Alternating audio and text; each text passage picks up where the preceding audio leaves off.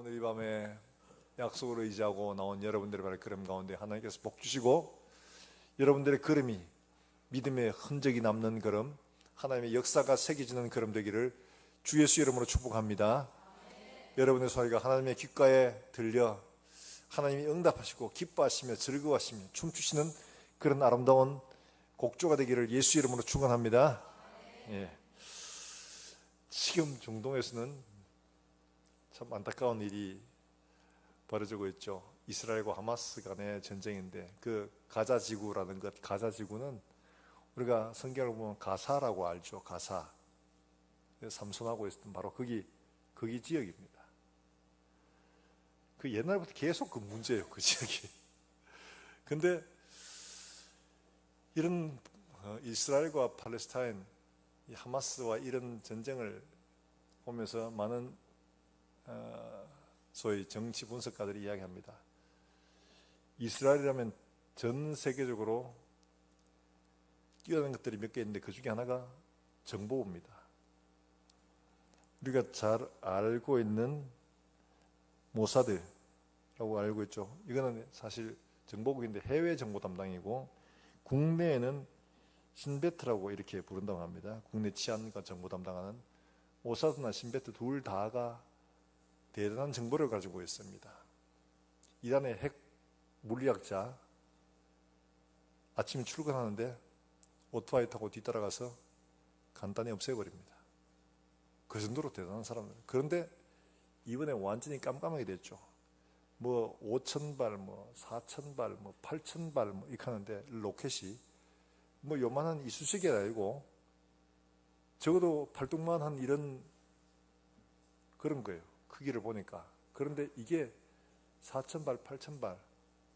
그 지금 가자지구 여기는 완전히 봉쇄가 들어갈 수도 없는 그런 곳이죠. 그런데 거기에다가 4,000발, 8,000발 뭐 이렇게 그를 몰래 갖다 놓는데 이거 어떻게 안 드러나냐 이거예요.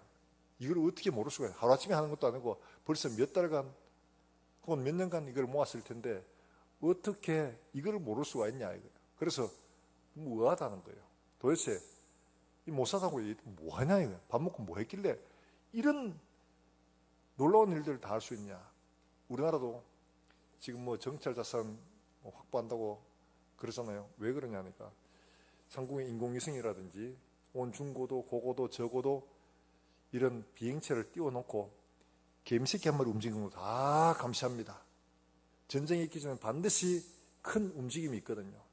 군대가 이동을 하고 병력이나 물자가 모이고 하기 때문에 그게 들통나지 않을 수가 없는 그런, 그러니까 밤낮으로 감시하면 그걸 살펴보는데 아니 모사드는 뭘 했길래 이런 것들을 도무지 잡아내지 못했냐 하는 거예요.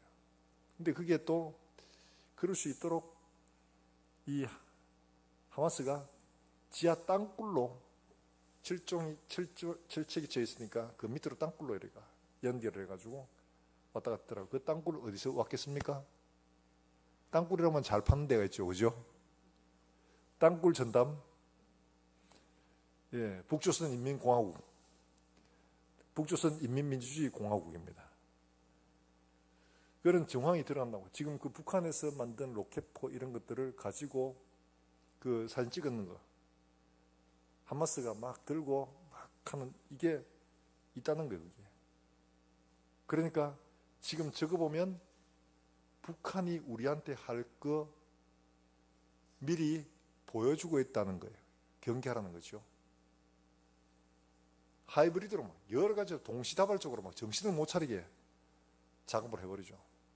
그러면서 오토바이 타고 오고 행글라이더 타고 오고 패러글라이더 타고 오고 막 이렇게 침투를 해가지고 사람 납치해가지고 하고 이런 일들을 합니다.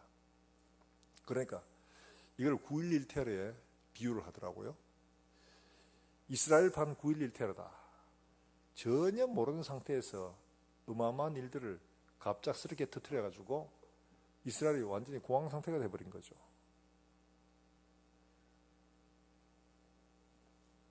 너무 마음이 아픈 거예요. 그렇게 정보력이 전 세계에서 뛰어나다고 말하는 모사드하고 이스라엘 정보기관에서 도무지 깜깜이로 알아차리지를 못하는 거예요. 그렇게 작업을 준비해서 쳐들어가서 단지 옛날처럼 로켓만 쏜 게 아니라 사람이 직접 침투해 들어가서 사람을 납치해가지고 데려가고 인질로 삼아가지고 지금 협박을 하고 있잖아요. 이런 일들이 상상도 못했습니다. 그런데 그런 일들이 실제로 일어났는데 안 된다고 이렇게 했는데 왜 이스라엘이 이렇게 됐을까? 그게 그렇게 말하더라고요. 이스라엘은 하마스 같은 이런 테러 집단들을 어떻게 보고 있냐 하니까 이건 통제가 가능한 집단이다. 통제가 불가능한, 통제하기 어려운 게 누구냐? 이란 같은 이런 그 핵무기 개발하잖아요. 그 핵무기 개발하는 거 결사적으로 반대하고 있잖아요. 왜냐? 이란에서 핵무기 만들어가 한 방이면 이스라엘은 끝납니다. 그렇기 때문에 거기에 핵무기를 만들지 못하도록 모든 수단과 방법을 동원해가 다 그걸 하는 거 차단하거든요. 그런데 그건 통제가 가능한 집단이라고 이렇게 생각을 하고 우리가 통제가 가능하기 때문에 이건 우리 손에서 어떻게 할 수 있다고 이렇게 생각했는데 그게 통제가 되어버리지 않은 거예요. 그러니까 전혀 생각지도 못한 일들이 터져버린 거죠. 그럼 사람이 아무리 뭐 뛰어나고 기고 날고 해도 사람의 시각은 한계가 있습니다. 이처럼 얼마든지 피하여서 소위 갑작스러운 일들이 벌어질 수가 있는 겁니다. 이게 사람입니다. 세계에서 뭐 최고다 뭐 이야기를 해도 이런 허점이 생깁니다. 우리 통제할 수 있다. 이건 얼마든지 우리가 다 관리할 수 있다. 이렇게 생각했는데 전혀 관리를 못하고 있다는 상황이 그대로 드러나버리고 만 거죠. 그러니까 지금 막 이스라엘 난리가 난 거죠. 도대체 뭐 했냐? 수많은 국민들이 죽고 많은 사람이 인질로 잡혀가고 생명의 위협을 그러니까 전 세계에서 이스라엘이 이제 전쟁이다. 이렇게 해도 그대로 보복을 한다고 해도 이제 세계적으로 못 말린다 이거예요. 미국에서도 바이든이 말리지 않는다고 이야기했다. 말릴 수가 없는 거예요. 왜냐니까 그렇게 당했거든요. 이 끔찍한 겁니다. 그래서 이스라엘이나 이런 데서 백린탄이라고 이런 걸 썼다는 그런 증거들이라면서 이렇게 해요. 백린탄이 뭐냐 하면 백린이라는 뭐 인의 한 종류인가 봐요. 근데 이게 얼마나 지독한 무기냐면 이게 한 60도만 되면 불이 붙어버립니다. 이게 얼마나 지독한가 하면 사람 아무리 끄려고 해도 끄지지 않는다는 거예요. 들러붙어가지고 계속 타들어가는 거예요. 그걸 내가 고통을 느끼면서 아무리 두드리고 해도 꺼지지 않아요. 이런 고통을 보는 거죠. 전쟁이라는 것은 겪어보지 않으면 몰라요. 그래서 우리 어르신들은 전쟁이라면 치를 들잖아요. 공산당 이러면 막 자다가 벌떡 일어나 그거 안 돼 이러면서 하시는 이유가 있는 거예요. 겪어봤기 때문에. 모르는 사람은 막 설마 그러려고 이러는데 겪어보면 다르거든요. 그러니까 어르신들을 그렇게 하는 건 충분히 이해가 됩니다. 이런 일들이 일어난 거죠. 이걸 보다 보면 마침 또 이때 이런 일들이 일어나서 설교를 잘 써먹을 수 있도록 이렇게 오늘 이야기가 바로 그런 이야기죠. 느헤미야가 성벽을 건축하려고 하는데 지금 대적들이 도발을 해오는 겁니다. 도발을 해오는데 이 도발을 어떻게 할 것인가? 어떻게 준비해야 되냐? 바로 그 이야기를 하고 있죠. 우리가 살아가는데도 역시 마찬가지로 그렇습니다. 우리가 일어나서 뭘 좀 해보려고 이러면은 마귀는 어떻게 하냐? 할 수만 있으면 아무것도 못하게 주저앉히고 사기를 끊어놓고 모든 방법을 동원해서 꼼짝 못하고 가만히 앉아있도록 하는 게 이게 마귀가 하는 일이거든요. 그래서 외적으로 내적으로 문제를 일으키고 어쨌든 간에 못 일어나게 만드는 이게 마귀가 하는 일입니다. 왜냐하니까 일어나면 어떻게 해요? 예고에 똑같잖아요. 탈출하거든요. 나의 수하에서 나의 지배력에서 벗어나거든요. 마귀는 자기의 지배 아래에 있던 내 백성이라고 생각했던 것들이 벗어나는 것을 견딜 수 없어 합니다. 그러니까 어쨌든 간에 자기 수하에 묶어 두려고 모든 방법을 다 쓰죠. 애굽의 바로도 타협안을 제시하잖아요. 너무 멀리 가시면 짐승만 가지고 가고 애들 놔두고 가고 뭐 이러면서 계속 타협안을 제시하잖아요. 이런 것처럼 이들 역시 마찬가지로 그럽니다. 외적으로, 내적으로, 심지어 선지자까지 동원해가지고 선지자, 가짜 선지자죠 물론. 그런 선지자를 동원해서라도 느헤미야의 이 개혁을 끄려고 무덤도 시도합니다. 자, 우리도 신앙생활을 뭐 좀 잘해보려고 애를 쓰면 마귀가 어우 그래 화이팅 브라보 이러면서 막 하느냐? 절대로 그렇게 안 합니다. 뭐 해보려고? 아이고 뭘 기도 좀 하려고 하면 기도 그래 열심히 해봐 이러면서 자 맞춰주는 게 아니고 기도해봐. 기도해가 된 게 뭐가 있어?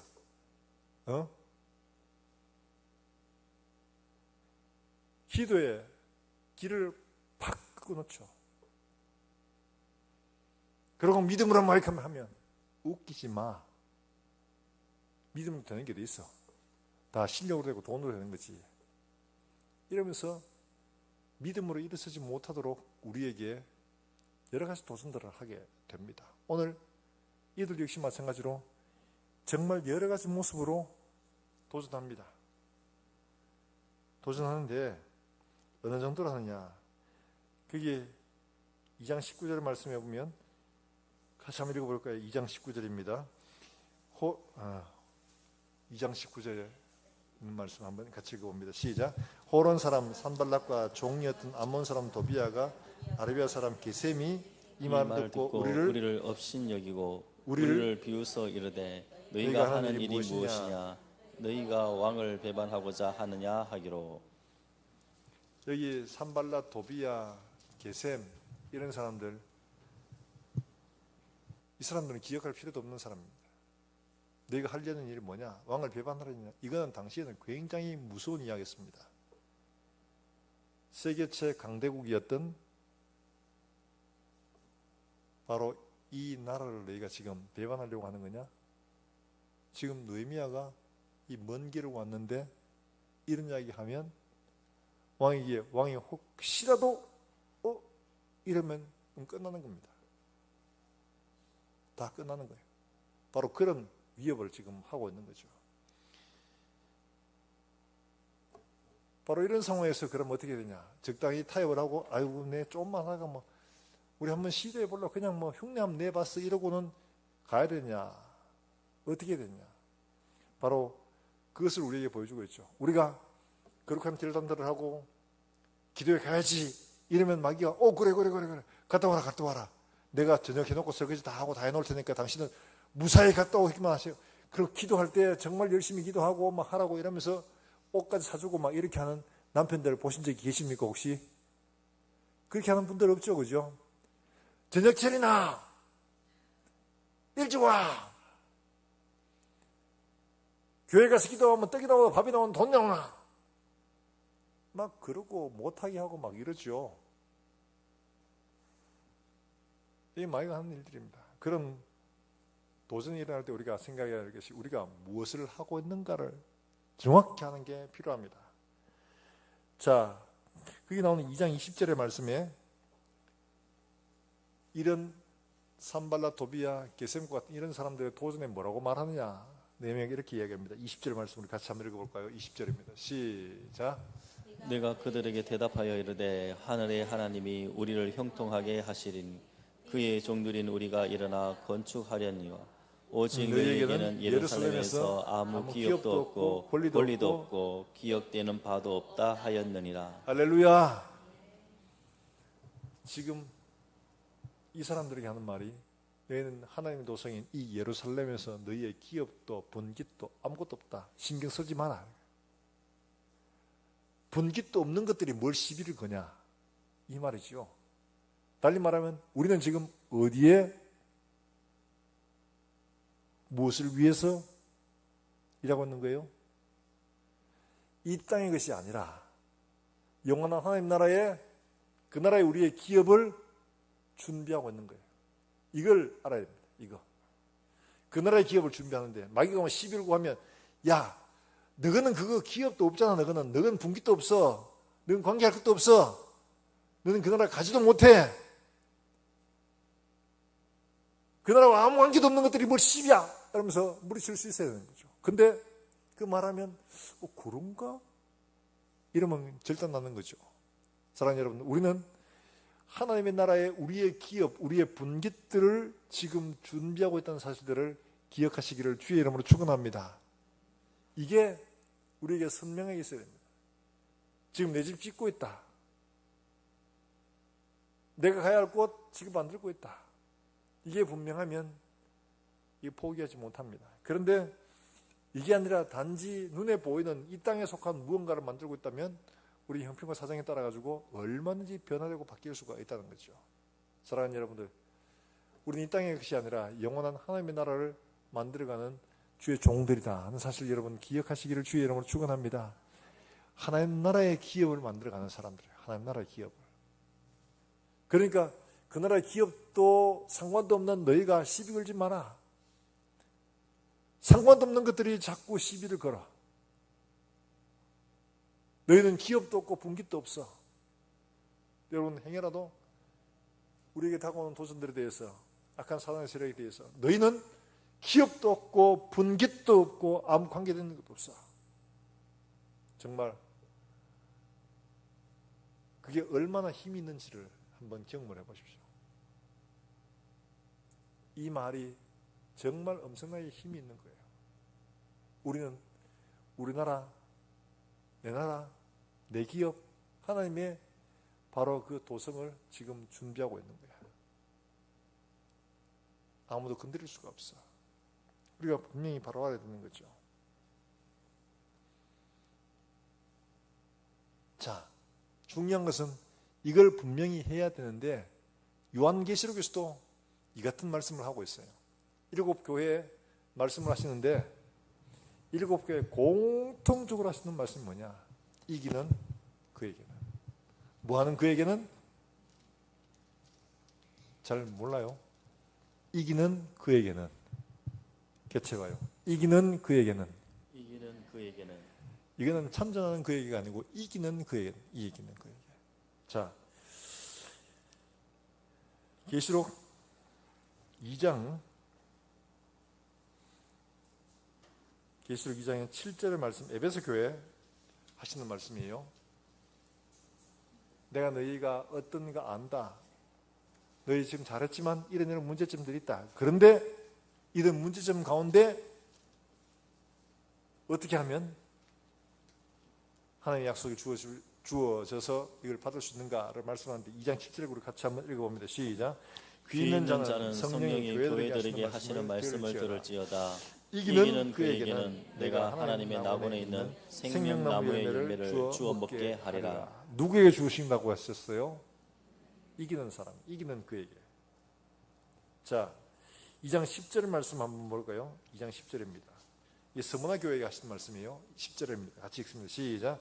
너는 장차 받을 고난을 두려워하지 말라. 볼지어다 마귀가 장차 너희 가운데에서 몇 사람을 오게 던져 시험을 받게 하리니 너희가 10일 동안 환난을 받으리라. 네가 죽도록 충성하라. 그리하면 내가 생명의 관을 내게 주리라. 마귀가 시험을 한다고 합니다. 그러나 죽도록 충성하라. 그러면 뭘 준다고요? 생명의 멸류관을 준다. 그리고 26절에 이렇게 얘기합니다. 쭉 나가서 26절, 28절 같이 한번 읽어볼까요? 26절에 시작. 이기는 자와 끝까지 내 일을 지키는 그에게 만국을 다스리는 권세를 주리니 28절 내가 또 그에게 새벽별을 주리라. 할렐루야. 이기는 사람에게. 3장 11절 말씀이에요. 빌라델비아 교회에 하신 말씀이에요. 같이 한번 읽어봅니다. 시작. 내가 속히 오리니 내가 가진 것을 굳게 잡아 아무도 내 멸류관을 빼앗지 못하게 하라. 12절 같이 읽습니다. 시작. 이기는 자는 내 하나님 성전의 기둥이 되게 하리니 그가 결코 다시 나가지 아니하리라. 내가 하나님의 이름과 하나님의 성, 하늘에서 내 하나님께로부터 내려오는 새 예루살렘의 이름과 나의 새 이름을 누구에게요? 이기는 자는 계속해서 반복해서 말하는 이기는 사람, 이기는 그에게. 이기는 그에게 이렇게 주겠다 약속하고 있는 겁니다. 다 하나님의 나라에 속한 것들이잖아요. 그 나라 기업을 얻는 일들에 대한, 우리가 이 땅에 속한 무언가를 얻기 위해서가 아니라 영원한 나라, 영원한 기업, 영원한 하나님의 것들을 우리가 얻기 위하여, 하나님의 약속을 받기 위하여 우리가 이 일들을 하고 있다는 사실을 여러분 기억하시길 주의 이름으로 축원합니다. 아이고 뭐 니 그래 한다고 뭐 어쩌고 저쩌고 막 해도 신경 쓰지 마세요. 그것들은 우리에게 그 나라의 기업도 분깃도 없는 것들입니다.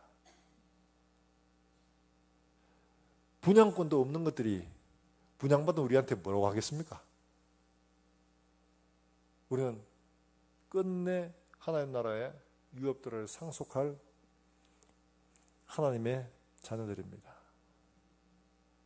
근본적으로 출발이 다르죠. 사랑하는 여러분들, 우리가 무엇을 얻기 위하여 이 일들을 해야 하는가를 분명히 알아야 됩니다. 이기기 위해서 해야 하는 우리의 자리가 어떤 자리인가를 알아야지만이 끝까지 싸울 수가 있는 거죠. 근데 이 일들을 하기 위해서 당연히 이제 도전들이 오게 되겠죠. 이기는 자에게 하셨으면 싸워서 우리가 질 수도 있는 싸움들이 우리에게 있다는 것을 말하고 있는 겁니다. 자, 이런 도전들에 대해서 어떻게 대비해야 되냐, 여기 크게 나오는 것은 외적인 도전과 내적인 도전들이 있습니다. 외적인 도전들이 어떤 것이냐 하니까 이 사람들이 바로 성전 건축을 방해하려고 여러 가지 모양으로 실제 외적으로 물리적인 힘을 하고 또 심리전을 사용합니다.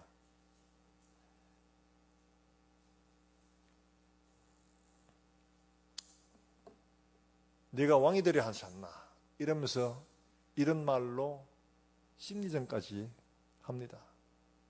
두렵죠. 이건 큰일 나는 겁니다. 너희가 짓는 것들 여우가 올라가도 무너진다. 왜냐하면 그 사람들이 직접 하는 것들은 정말 그럴 수밖에 없는 환경이거든요. 그러니까 그런 소리를 듣는 게 맞다. 사실 우리가 기술이 있나 가진 게 있나 아무것도 없는데 흙으로 이게 쌓아가지고 이것들 이게 오래 가겠어. 비 한 번 왔다가 쫄딱 다 무너지는 거 아니야? 이렇게 하면 정말 약해질 수밖에 없어요. 여우가 올라가다 무너진다. 맞다. 이래가지고 더 이상 중단해버리면 누가 좋아하느냐? 대적들이 당연히 좋아하겠죠. 그런 외적인 도전들, 그 다음에 내적인 도전들도 있습니다. 내적인 도전은 어떤 거냐 하니까 이 귀족들이 과중한 세금으로 먹고 살아야 되고 성벽 건축해야 되고 두 가지 다 해야 되는데 굉장히 힘들거든요. 세금 내야 되죠. 이 유대인들이 동족의 피를 빨아먹고 있는 그런 일을 했어요. 그럼 서로 협조하고 도와야 되는데 이 귀족들이나 이 사람들이 착취하고 그러니까 우리가 어떻게 일들 하겠냐. 느헤미야에게 호소까지 했던 거예요. 그래서 느헤미야가 이런 걸 정리를 해준 거죠. 총독이니까. 그리고 그를 권세를 받아왔기 때문에 세금도 어떻게 하고 그걸 또 이렇게 나누라고 딱 정리를 해줍니다. 자, 이들이 굉장히 유대인들을 시험 들게 하는데 그뿐만이 아니죠. 유대인들이 또 뭐라고 하냐. 인근에 있던 유대인들이 그 역사에 동원된 유대인들이 우리에게 와야 할 것이다. 이런 말 하는데 이거는 뭐냐니까 요 인근에 다 있던 사람들이거든요. 그러니까 너희가 가서 예루살렘에서 일하지 말고 다 고향으로 내려와라. 지금 여기도 묵고 살 것도 없고 힘든데 그거 가지고 다 했으면 어떻게 하겠다는 거냐. 다 내려와. 이러면서 참 이렇게 요구하고 있는 거죠. 굉장히 어려웠어요. 거기다가 거짓 선지자까지 동원을 합니다. 동원해가지고 예언을 한다고 하면서 막 하는 거예요. 그러니까 백성들의 마음에는 더더욱 불안한 겁니다. 원래 선지자는 뭐 해야 되냐? 하나님 말씀을 전하고 백성들을 격려하고 해야 되는데 잘못한 게 있으면 회개하도록 해야 되는데 이 선지자는 그렇게 하지 않아요. 역사를 못하게 지금 방해를 하고 있는 거죠. 사실 우리 한국교회가 지금 어떻게 보면 딱 이런 상황 속에 있습니다. 굉장히 어려운 지경에 있어요.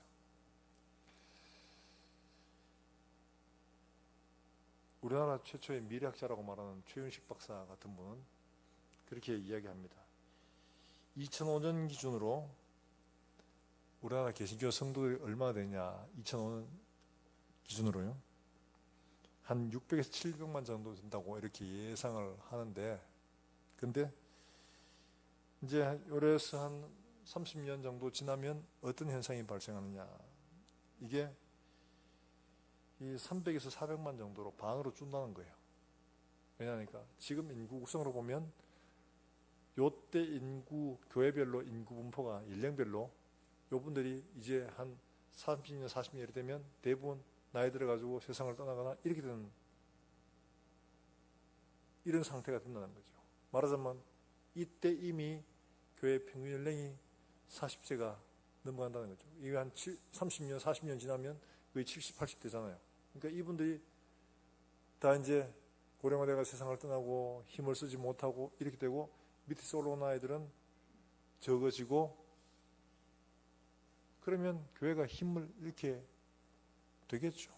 뭐 하려고 해도 어려워서 못합니다.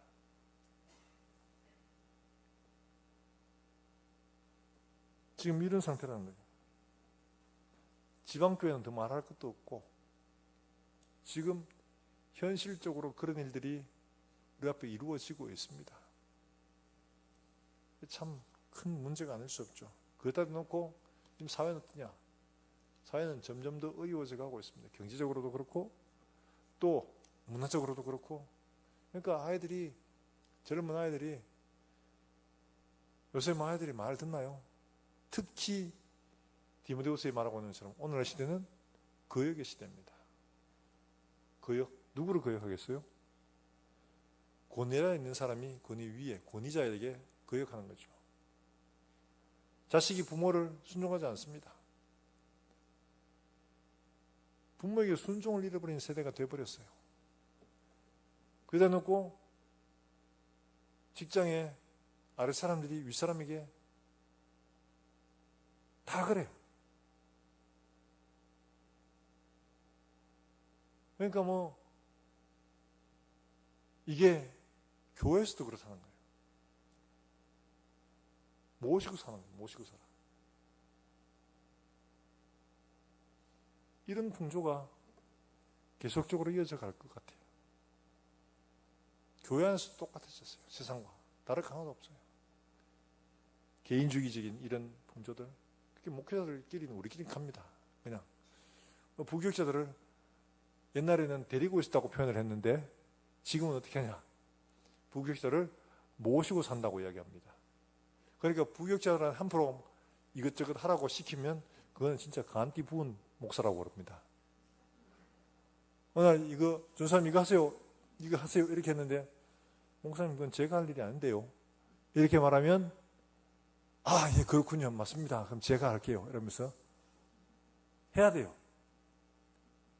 전도사가 어디 이러면 목사님 다음 주 제가 그만둘게요. 이러면 사람 못 구합니다. 사람 없어요. 구하지 못합니다. 올해 오셨던 임종국 목사님 교회, 그 교회는 좀 그래도 큰 교회입니다. 그런데 얘기를 하면서 그것도 교육자 구하지를 못한대요. 대형교회, 중형교회, 소형교회, 개척교회 이런 순인데 옛날에는 그래도 이래저래 다 구했어요. 그런데 지금은 구할 수가 없어요. 그러니까 어쨌든 안 나가시게 잘 모시고 있어야 됩니다. 이분들은 골라잡아 가는 거예요. 골라잡아서. 교육전도사 구하면 늘 우리끼리 갑니다. 그냥 우리끼리. 교육전도사 구하면 어떻게 하냐? 전화 가지고 이거 등록금 얼마 대줍니까? 묻습니다. 사례 얼마입니까? 묻습니다. 그러니까 뭐 안 해도 그렇게 줄 교회들 열려 있다는 거죠. 그 작은 교회들은 그게 어려우니까 사람 못 구하는 거죠. 근데 이게 세상도 그렇죠. 요즘에 직장 상사들도 마찬가지로 그렇습니다. 저희 사촌 동생이 그러더라고요. 지난번에 서울에 가서 만났을 때도 야, 너도 그러냐 이러니까 아, 형님 말도 많이 써요. 그러면서 밑에 신참들이라고 신병이죠. 신입사원들 받아가지고 지가 교육을 시켜가지고 잘 하면 그 다음에 이 애들이 맡아서 올라오고 또 이게 또 밑에 기르고 해야 되는데 애들이 그런다는 거예요. 저 다음 달에 이직할 겁니다. 이러면은 야, 왜 무슨 일이야 무슨 일이야 이러면서 막 달래고 그러고 이래가지고 붙들어야 돼. 안 그러면 계속 신입사원만 교육하다가 시간 다 보낸다는 거예요. 계속 신입사원만 뽑아야 돼요. 걔 나가면 또 신입사원 뽑고 그 신입사원 똑같아요. 또 신입사원 뽑고 또 신입사원 뽑고. 요즘에 애들이 옛날 애들하고 달라요. 형님 진짜. 옛날은 뭐 하라면 했고 이랬는데 요즘에는 안 그래요. 전혀. 사회도 똑같아요. 더 하면 더 했죠. 이게 오늘 우리가 살아가는 반역의 시대입니다. 남편 이야기하면 고분고분한 네 이렇게 얘기하냐? 안 그러죠? 말 못하잖아 전부 다. 그죠? 어디 감히 아내한테 큰 소리 치냐? 그런 정신 나간 그 남편들이 많다고 이렇게 얘기하대요. 아내한테 함부로 삼시세끼 밥 차려 놓으라고 이야기하는 남편들이 우리 교회 보이 있대요. 삼식이 어디 밥을 세 끼를 다 집에서 먹어? 옛날에 당연한 일들이 지금은 당연하지 않습니다. 그렇죠? 예수 믿는 사람도 그래요. 예수 믿는 사람도 그런 거 없습니다. 전혀. 그래서 참 이게 알리는 게 뭐 아는 지인 서울 쪽에 있는 교회 동서에 동서 우리 친구 목사 동서인데 그 집사람 부인이 젊고 예뻐요. 재능도 많아요. 사근사근해요. 그래서 교회 가서 집사님 이러면서 같이 셀도 하고 봉사도 하고 전도 모임도 가고 큐티 모임도 가고 잘해요. 그런데 집안 살림은 엉망인 거예요. 안 해요. 배달 음식 시켜 먹고 그걸 뭐 젊은 애들이 그래요. 퐁퐁맨이라고 한다네요. 퐁퐁맨. 퐁퐁맨이 뭐냐? 퐁퐁맨이 경기도 저쪽 삼성 그에서 일하는 공부 열심히 해가지고 막 취직 잘하고 이러면은 성공한 줄 알았대.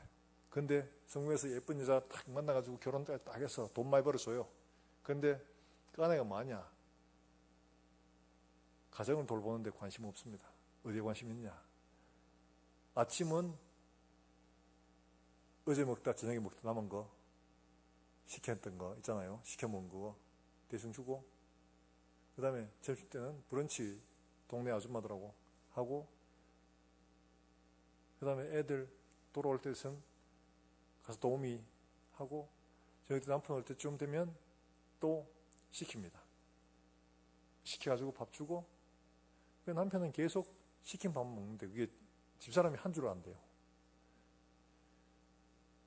그렇게 산다는 거죠. 그래 퐁퐁맨은 설거지하는 사람이에요. 이제는 또 자기보다 연하의 남자들하고 골프 치러 가고 뭐 이러고 노는데 그 뒤치다거리 다 하는 거예요. 그걸 퐁퐁맨이라고 한다고 하더라고요. 참. 아니 진짜 그런 분을 죄송합니다만 친구 동서로만 본 게 아니고 제 목욕 후배 가까운 데서 봤어요. 교회 가면 막 덥시 싸간싸간합니다. 아우 권사님 반가워요 할렐루야 기도 열심히 하고 찬양 열심히 하고 큐티 모임 열심히 나가고. 그런데 집안에서 전혀, 오죽했으면 시아버지가 그렇게 한 거예요. 오죽했으면 자는 내 죽어도 내 장례식에도 오지 마라 해라. 여러분, 이게 말이 되는 소리예요. 그렇게 말한 거예요. 전혀. 교회에서 보면 정말 믿음 있고 정말 몸에 잘하고 싹싹하고 예쁘고 교양 있고 이런 분이에요. 근데 가정살림에서는, 그런데 그게 가정살림에서는 얘기해요. 남편에게 전투적인. 그러다 보니까 결국에는 헤어졌습니다. 집안 살림을 누가 사냐? 시어머니가 대신 살아주는 거예요. 아침에 와서 애들 다 챙겨가 유치원 보내고, 점심때 애들 학교에서 올 것도 다 챙겨 데리고 오고, 집안 살림 대신 다 살아주고. 보니까 진짜 오늘날 세대가 교회 아들은 거역의 세대가 된 거예요. 즉히 적은 일부분이라고 저는 믿고 싶습니다. 대부분 안 그런데 이런 게 풍조가 되어가는 게 이게 걱정이죠. 이게 걱정이에요. 우리가 오늘 기도해야 될 제목들도 바로 이런 내용도 포함되어 있는 겁니다. 이래가지고 믿음의 성벽을 세울 수가 없습니다. 그렇죠. 이런 도전들이 내외적으로 막 오는데 이런 풍파가 얼마나 버티기 힘든지. 여러분, 이런 상황에 있으면 믿음의 성벽을 제대로 지킬 수가 있냐? 내 하나 버티기도 힘들어요. 우리 아이들 보호할 수도 없습니다.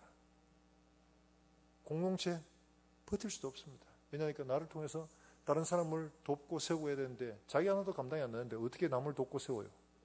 안 되죠. 이런 상황이 되어버리는 거예요. 그러니까 삶이 아니라 말로 신앙생활하는 사람. 그래서 제가 예전 교회에 진짜 그런 집사님을 한번 만났어요. 제가 신방을 갔다가 정말 놀랐습니다. 이분은 뭐 우리가 생각하는 고상하고 교양 있고 이런 분 아니에요. 그냥 퉁퉁하게 그냥 동네 아줌마예요. 근데 이 남편은 진짜로 말 그대로 평생에 자기가 한번 일을 해서 돈을 한번 벌어다가 가정에 갖다 준 적이 없어요. 근데 늘 머릿속에는 내가 저거 했다가는 내가 대박 난다. 저거 이렇게 하면 되는데 저거 저렇게 하면 되는데 이러면서 온 동네 다 간섭하는 거예요. 이만큼 똑똑한 사람이 없어요. 근데 그 집 아이들은 아버지로부터 어디서도 물려받지 못했습니다. 차비가 없어가지고 고등학생 때 제가 그 집 아이들을 알거든요. 차비가 없어가 학교까지 쫓아서 학교 다녔습니다. 버스도 못 타서. 여러분, 지금 이게 이해가 돼요? 걔가 지금 나이가 40대 중반이거든요. 차비가 없어가 쫓아 학교 가고, 완전 점심물 돈이 없어가 물배 채우고. 이게 먼 옛날 얘기가 아니고 한 20년 전에 그런 거예요. 그래서 내가 너무 화가 났어요. 그래가 그 집에 신방을 갔는데, 집사님 어떻게 이러고 살고 있습니까? 그랬더니만은 그분 하시는 말씀이 그렇게 얘기하십니다. 하나님이 남편으로 주셨잖아요. 하나님이 내 머리를 주셨기 때문에 제가 복종하고 사는 거죠. 남편이 아니라 하나님에게 순종하고 사는 겁니다.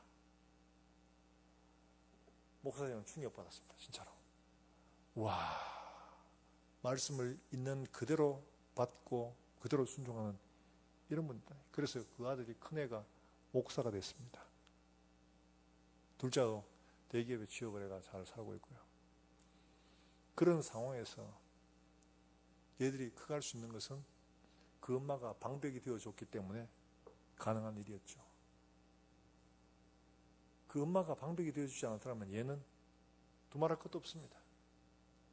차비가 없어가 학교를 쫓아내고 생각이 없어요.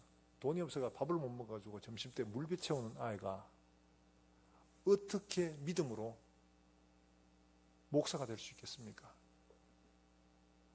근데 그렇게 된 거예요. 누가 방백이 되어준 거예요? 엄마가 방백이 되어준 거예요. 자기들 말씀으로 굳게 서서 흔들리지 않고 그 방백이 되어줘서 이 아들을 말씀으로 길러낸 거예요. 저는 그 집을 보면서 정말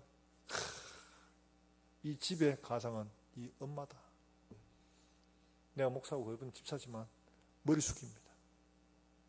진짜 그런 분들이 믿음으로 사는 성벽이죠. 성벽이 되는 건 내가 그렇게 말씀으로 순종하고 사는 것들이 내가 성벽이 되는 겁니다. 순종하지 않고 그렇게 하면 성벽이 될 수가 없는 거죠. 정말 대단한 분이었어요. 허리가 아파가지고 뭐 치료받고 병원 다니고 그럼에도 불구하고 밖에 나가서 일을 하고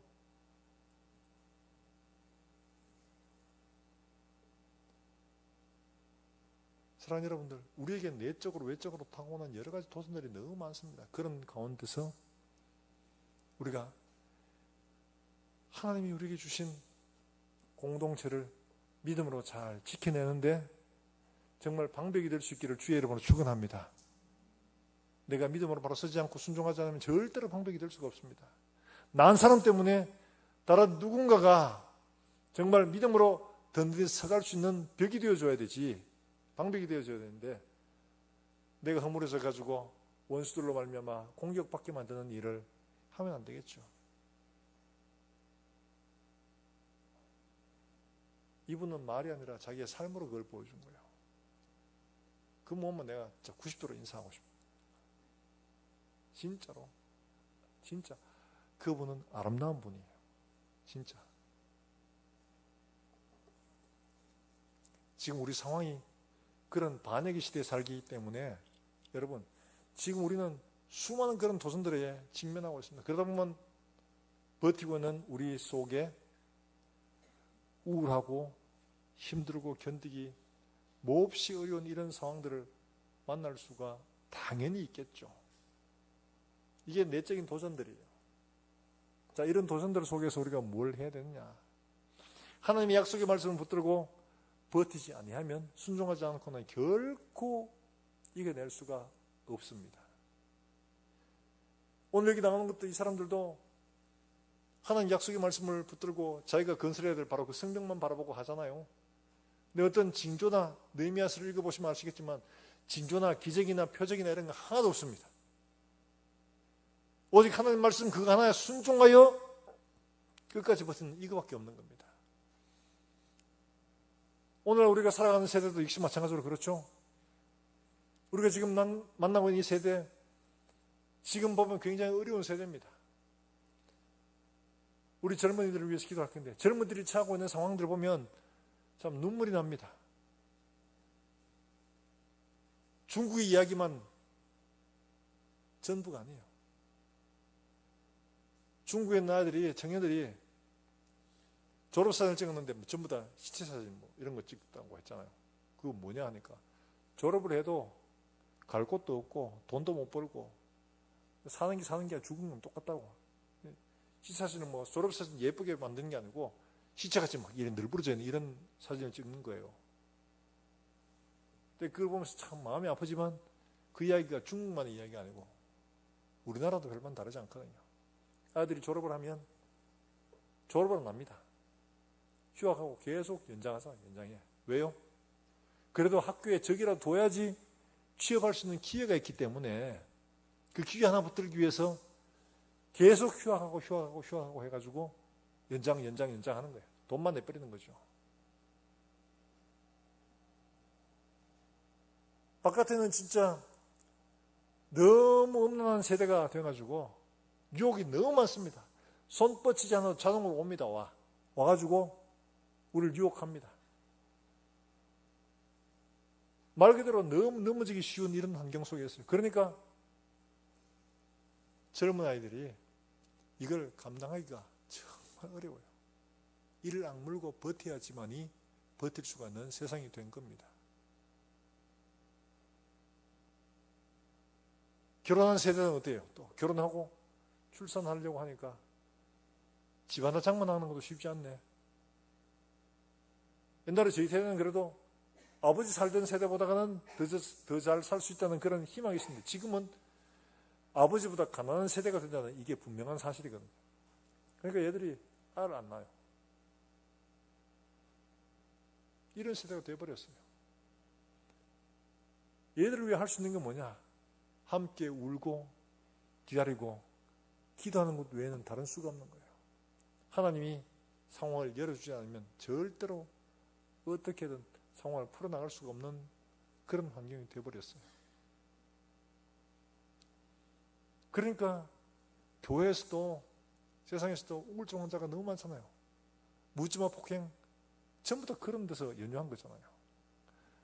속에 이 분노를 다스리지 못해가지고 폭발하는 거죠.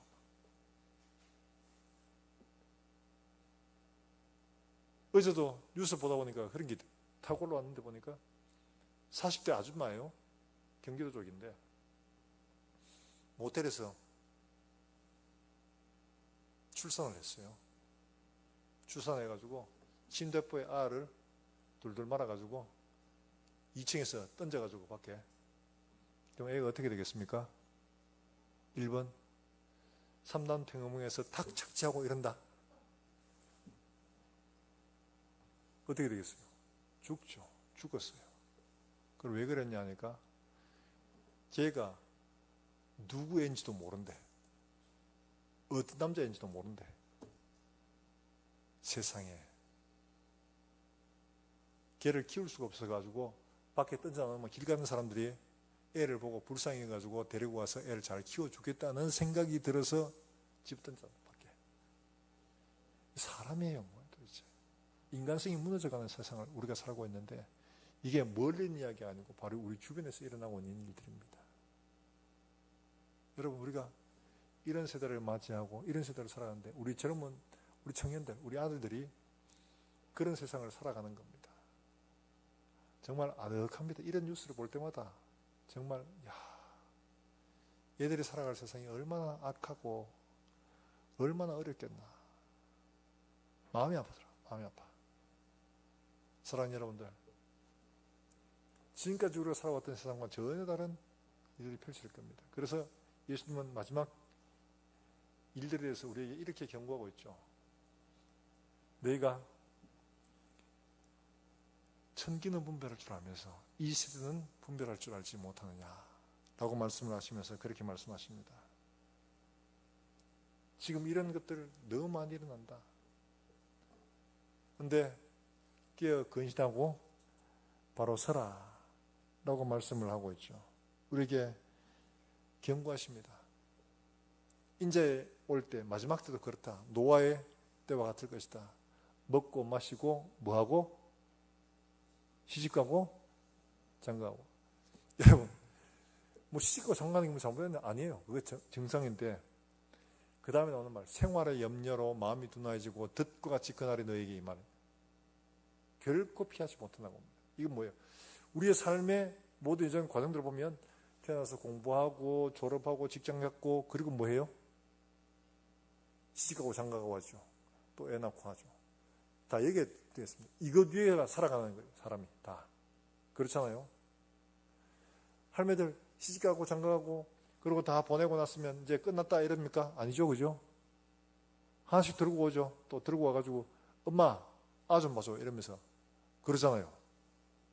끝이 없어요. 끝이 없어. 계속적으로 이어지고 있는.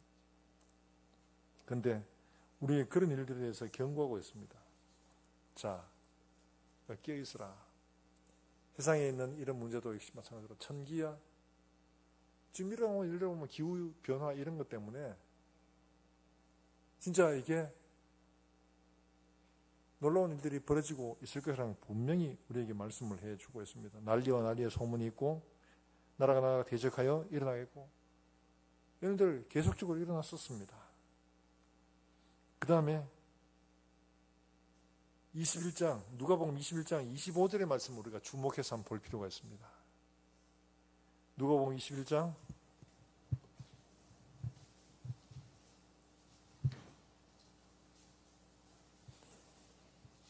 25절 25절, 26절 말씀 같이 한번 볼게요. 자, 앞에 글자가 떴습니다. 같이 한번 보겠습니다. 시작. 1월 성신에는 징조가 있겠고 땅에서는 민족들이 바다와 파도의 성난 소리로 인하여 혼란한 중에 곤고하리라.